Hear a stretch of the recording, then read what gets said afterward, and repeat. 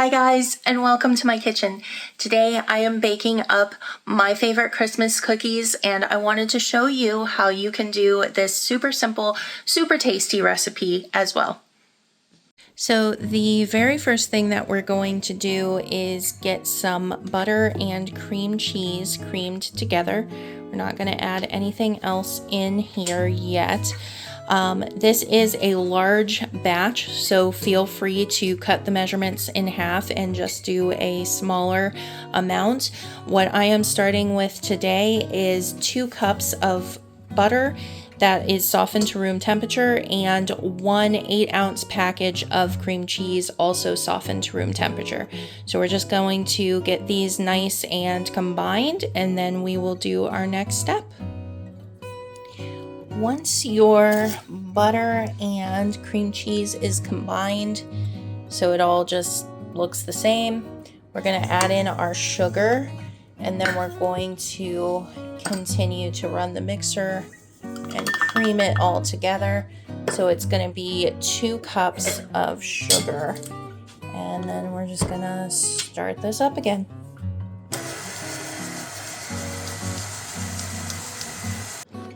Alright, so as you can see, everything is light and fluffy now that we've got that sugar in there. We're just going to add in 2 egg yolks and 1 teaspoon of vanilla and give that a mix.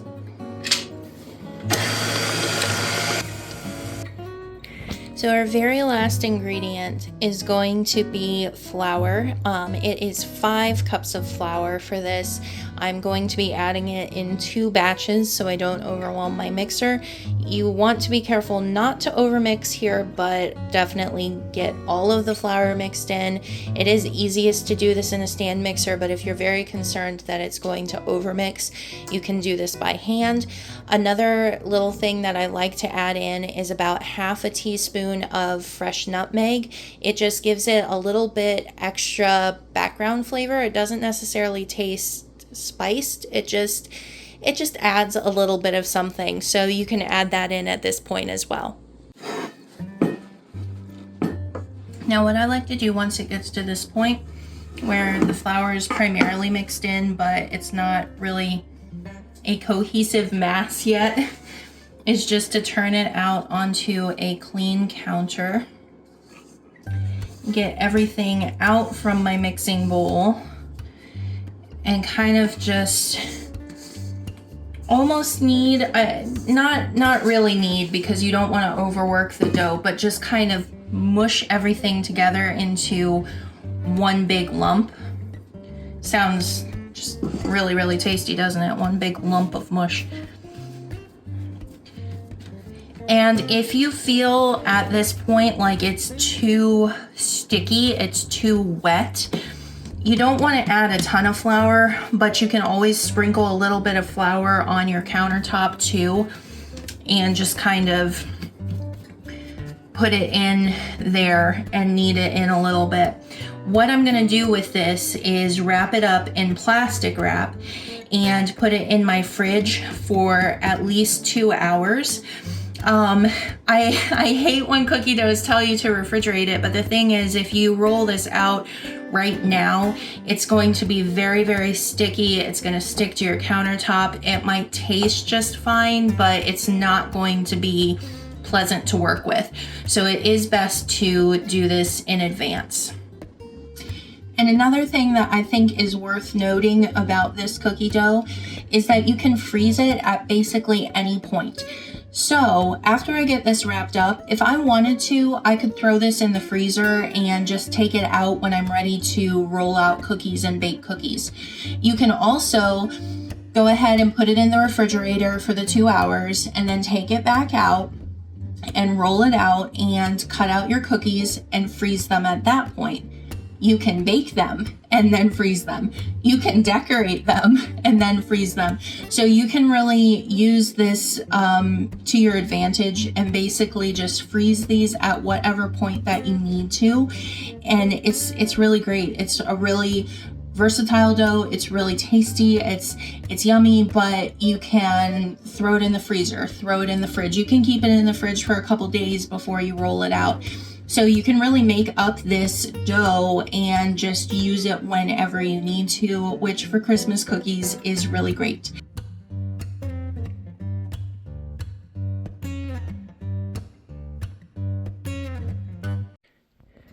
Hello everyone, and welcome back to my kitchen.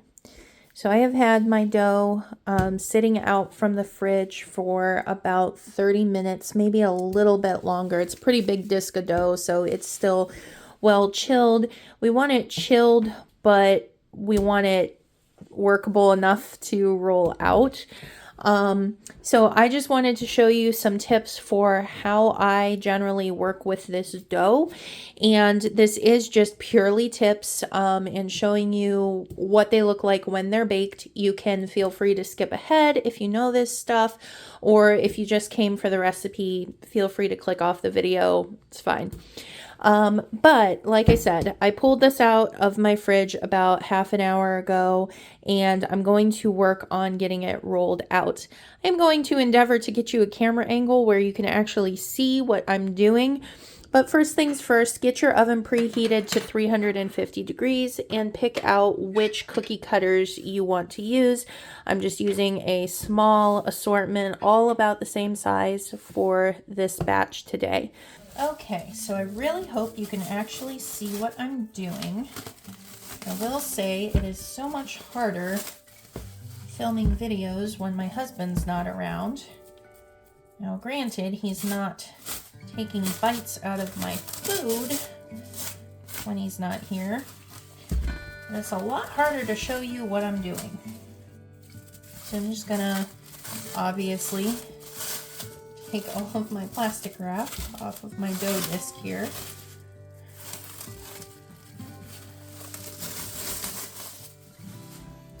And this is huge, so I'm going to cut this into sections. With my bench scraper here, I'm going to do fourths. And I'm just going to set these aside. If your kitchen's really hot, you can put them back in the fridge. And then I'm just gonna do a sprinkling of flour on my counter. My mom used to flour her rolling pin, but I find it just falls off, so I just put it on top of my dough. Okay. And then we're just going to sort of roll away.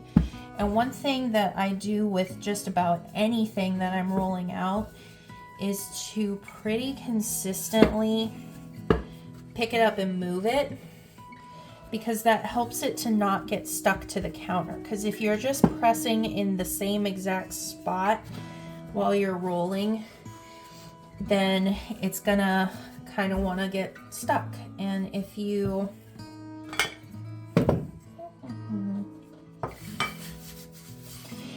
move it around, you can kind of move it over to another spot that's still more floured, and just picking it up in general is going to kind of loosen it from the bottom. And it is wanting to kind of get stuck on my rolling pin, so I just a little bit here add some flour to the top.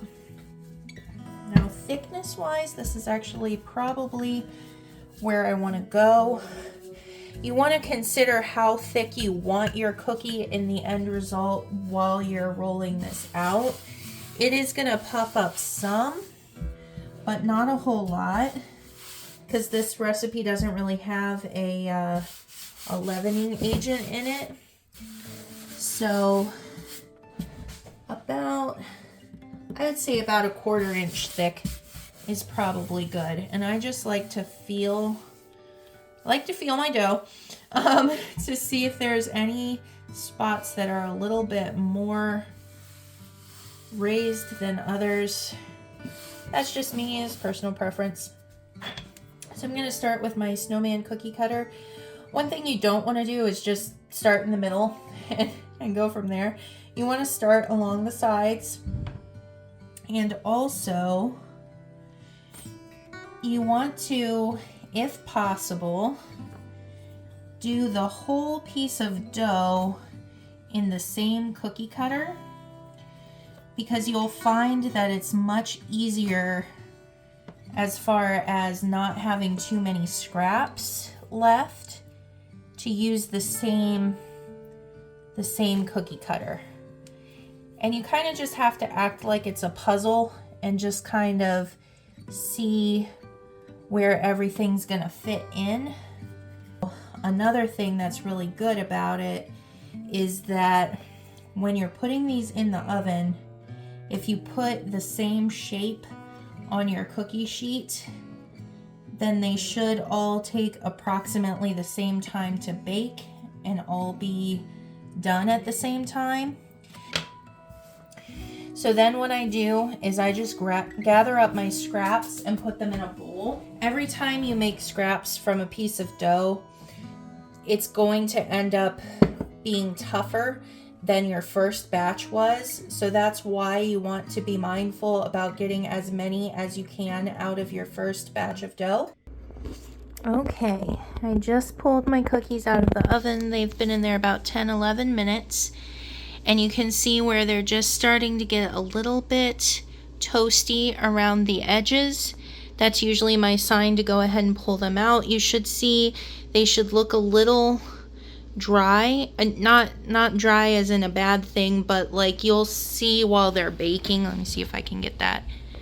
Like kind of how they're puffy and they kind of look wet. Once they start to look a little bit more dry and set, and you see just the beginnings of a golden brown around the edges, that's when to pull them out. Now, I like these cookies at this stage where they're not crisp, they're not, they're still very soft, and they will remain very soft. But if you do like your cookies crisp and toasty and with more of a crunch, then just leave them in the oven for probably about another 5 minutes. Just keep an eye on them. Really, it's just all about keeping an eye on them, getting a good sense of when they're to the perfect stage for you. So we're just gonna let these cookies cool. I am probably gonna frost these with a royal icing. They're delicious with either a royal icing or a buttercream. Hopefully in the near future, I'll have videos up for you guys detailing both of those types of frosting and what they're good for, the best ways to use them and everything. But I hope you guys really enjoyed this video, and if you need a good Christmas cookie recipe, I hope you will try this one out. Have a great day, guys. Bye-bye.